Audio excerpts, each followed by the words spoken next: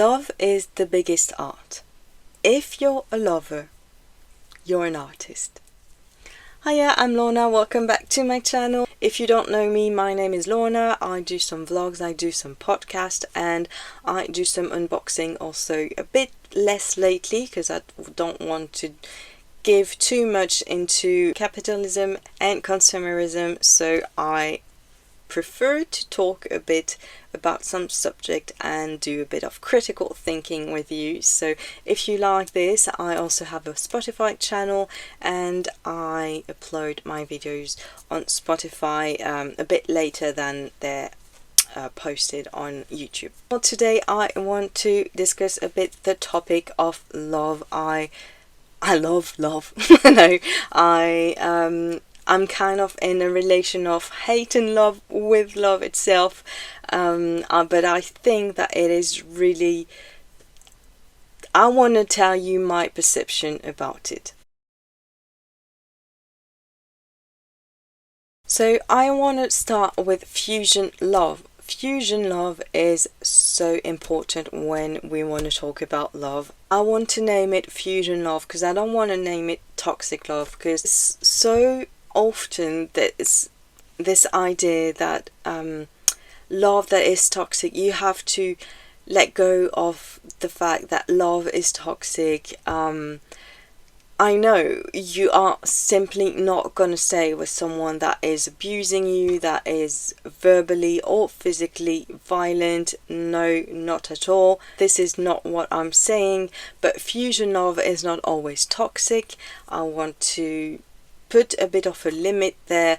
Fusion is really like, it's something like, it's like an ocean. You cannot, sometimes it depends when you stand. It can be super bright and it can be super dark too.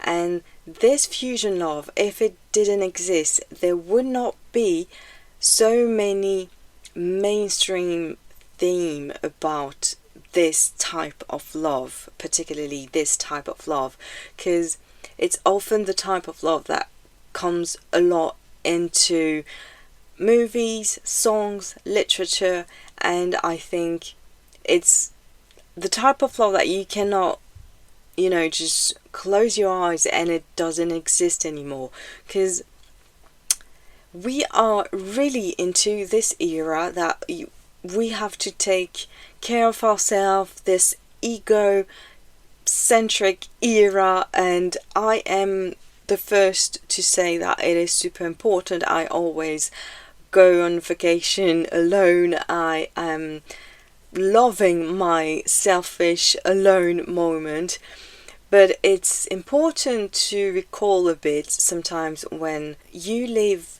amongst other people. It's important to remember that you have also other people around you, and whether you are really a loner, it's not possible, unless you're a psychopath, it's not possible that you don't have feelings. And I'm not saying be in love, be in a relationship, I'm not saying this, but it's just something that proves that you're human. And I'm not saying only humans have feelings, obviously animals too. Little go vegan moment. But no, it's very important to remember that you are a social animal, and I cannot say it enough. This is something that comes again and again. When I finish some depression, I remember that you need other people around you. I know it's difficult to remember this, but you need the other people around you, even to see them tiny, like once every 2 weeks, I don't know, but to plan something and to have an interaction with someone. And yeah, I'm not saying fall in love and find someone, go on Tinder, find anyone and be stuck with someone that is not for you just to be with someone. This is not what I'm saying at all. I'm more of the opposite team, but it's very important to also remember that we're human, we have feelings, and yeah, it's normal if some relationships has such a deep impact on you. And if it didn't, then I mean, there's no love shaming. I don't want to do any love shaming.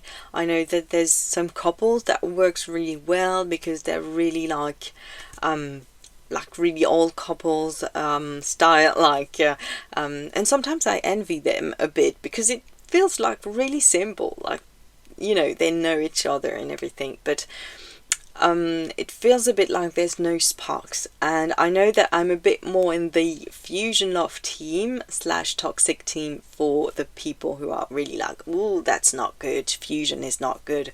But yeah, I like the spark. If there's no sparks, it doesn't really, you know, appeal to me because it feels like it's boring, you know. So anyway, apart from this, because I cannot blame this, I cannot shame it, again, it makes me think a lot of art, because as it's like an artwork that you create, it can be like contemporary art that it doesn't move me. It doesn't move me at all. Okay, good, a very large canvas, blank canvas. Good, perhaps like it costs like 5 million. You know, those type of artwork that I don't get, like there's only one splash of paint. Good. And perhaps like it means like, you know, the torture of capitalism, the torture of anything, I don't know, perhaps it has a meaning. It doesn't impact me at all, but it impact maybe someone else. So I think that we can view love as some form of art that you created.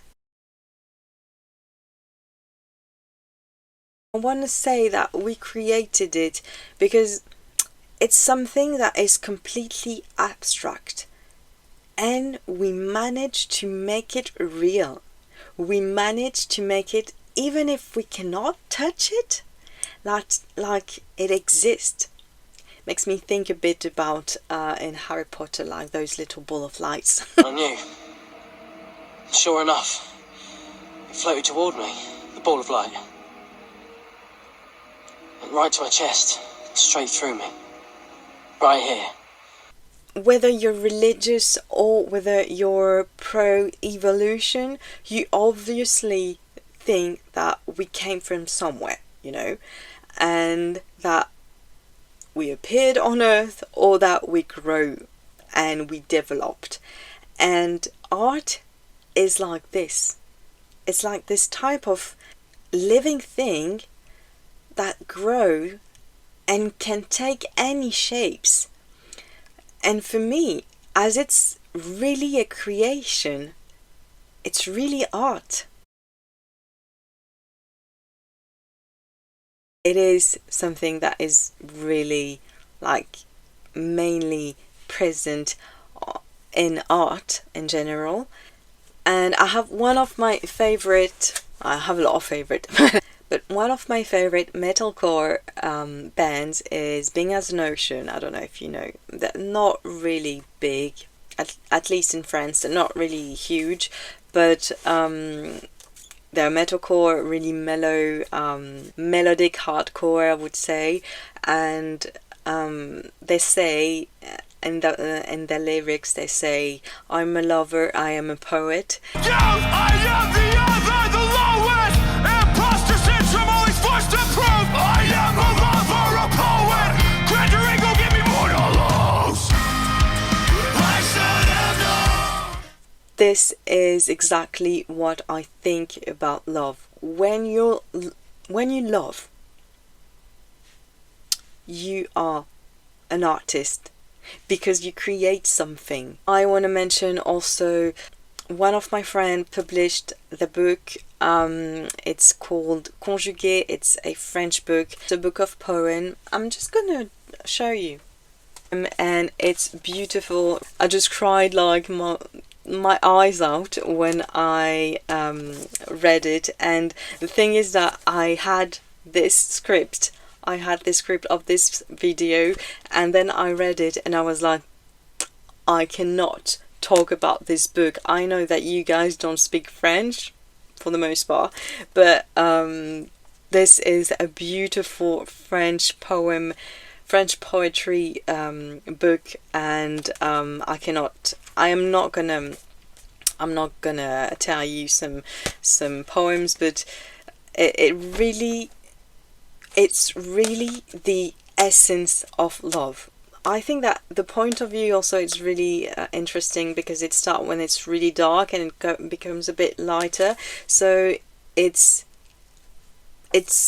positive, but it's really heavy. It's a heavy book, I think, in terms of emotion. But as it comes from darkness and goes to brightness, it's really interesting to see how, yeah, this little ball of love is turning, and how this person feels like it's changing, and from and to where it goes, because I believe that I see it a bit like it's all personal, or because of people around me. Like, love is obviously attached to other people, but it also can be self-love. And even though I said just before that I want to stop a bit this, self-love, self-centered era, because sometimes it's not that really constructive.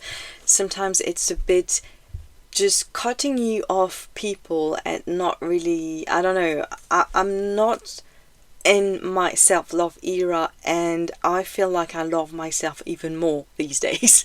So I think that we have to stop a bit this too ego-centered thing that is going on social media these days, which is kind of really absurd, as coming from social media, which is like a hub, when you have a lot of different people and you all meet in the same space. We tell you to be alone. Anyway, no. So this book has a very brightful insight on love, on self-love, and it's really heavy. But if you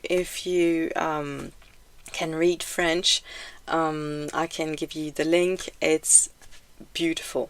It just, I think it took a bit long to arrive, but it's very beautiful book.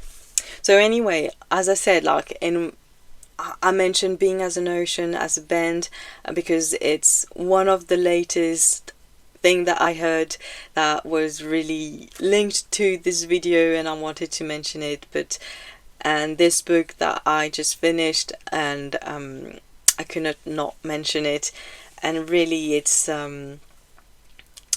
things like this that makes me think even more that love is a form of art, that when you love, you create, and when you create, it's art, because when you make stuff from scratch, and that is completely new, it's a bit like when you say that cooking can be art, you see. It's a bit like this. Why something that is like, I would say, you take some fabrics, you put it together, you do some great masterpiece of high fashion. Why would that be art? And love, that is two person, their emotion, their sensation, their connection, this bond that they created from scratch, would not be art. I talked about self-love, but stop those basic affirmation that when you don't love yourself, you cannot love someone else. This is wrong. Why wouldn't you be able to love someone else? Of course you're able. Does that mean that depressive people are not able and allowed to love someone else because they don't love themselves enough? So they are not allowed to love other people? The thing is that you cannot control what you think. I see around me so many people who try to control what they feel, and I feel a bit like I am always complaining, always like shouting my feelings when I'm feeling down, when I'm feeling completely broken because of my relationship. But I'm just normal in a way. I know that I'm a bit mad also, but I'm just normal. I'm just telling people about my feelings. What is actually not healthy and that people shouldn't do is to not speak about their feelings, and it makes them so miserable. I am thinking about some people. Actually, at the moment, I am thinking about some people. It makes them so miserable. If only they could open their mouth and say, yeah, I loved this person. Yes, I am in love with this person. When they don't say it, their brain and their heart are linked, and those organs are just waiting for these people to shout that they love their person, and they just don't do it. They don't do it because it will not be, firstly, it will not be cool. There is this thing that it's not cool. We have to be tough, we have to be tough and not let go of those little, kind of fragile feelings. Again, that's a bit like silent misogyny that people don't really notice. It's so much in our society that people don't even notice that is misogyny. But anyway, it's fragile, so we have to don't do it. We have to be tough and not speak about what we think and what we feel. And sorry if I get a bit carried away, but that really makes me mad because I can feel so much shaming on me when I cry my eyes out on social media. I can feel the shame. I can feel that people are like, oh no, again, Lorna. I can feel it. I know you behind your phone. I just wanted to shout those things at you, and you know what, it actually made me free. Yeah, coming back to those self-love affirmation that you are not allowed to love someone when you're down, when you don't love yourself. So firstly, you don't control it, okay? So just assume it a bit. And also it means that depressive people, they couldn't never love someone. What is this? Like, when we struggle a lot to love yourself, then you are not allowed to develop kind of feelings for someone else? No, it doesn't work this way. When an artist is completely messed up, and it happened a lot, just take a look at art history, you will know that people like the most famous artists, they are completely, fucked up. They could create the art, and so do you. They were able to create the art.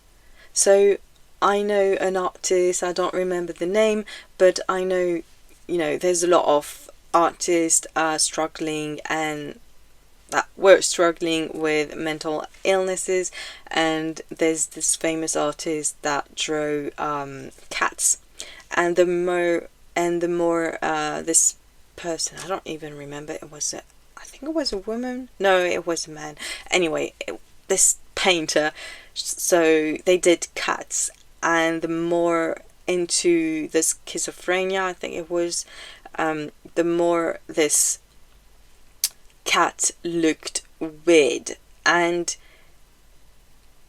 they could do it because it's something that they create. And so do you. When you don't love yourself, you can still create something. You can still create the love. You can you don't even, yeah, again, you're not in control, so you will not know if you are creating it or not. But the thing is that when you create this love, you own it, and you don't need to own a previous love to own this one. It can go with time. You can build your own self-love afterwards if it works in this timeline for you. There's no guide for how to love. You love how you like, who you want, when you want, and how you want. This is not something that other people should tell you how to do because of how we should behave ourselves, because of how you are feeling at the moment.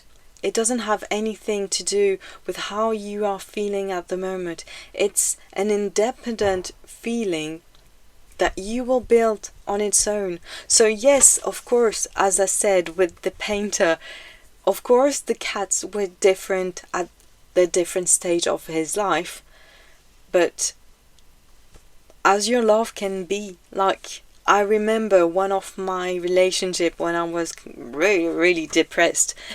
Well, it was this love. Sorry for you guys, but you did have like the Lorna love, like possessive and really not good. Not really good. Sorry, you did have this form of love, but you had this creation from me, you know. And of course now I'm a total different person. So I will create another form of love. And again, another form of love for someone else. And again and again. I don't know how much I will love, but I know now for a fact that it will not start with the next person. But anyway, this is a total different chapter. And I don't know, we never know.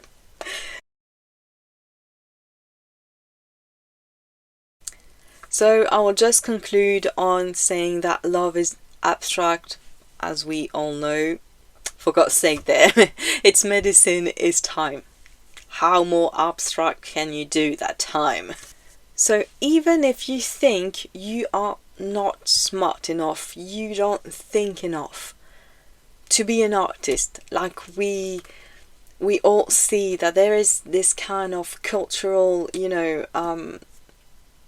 intellectual privilege that some people, well educated have, that I can find a lot when I'm out on a terrace in a cafe in Paris. I can hear those people talking around me and I'm like, whoa, those people just think they are so smart because they're talking about some subject, touchy subject or philosophical subjects. This doesn't determine at all how much an artist they are, how much a lover they can be, and emotionally super intelligent. Because when you see an artwork that you like, you don't automatically think, what's the background of this person?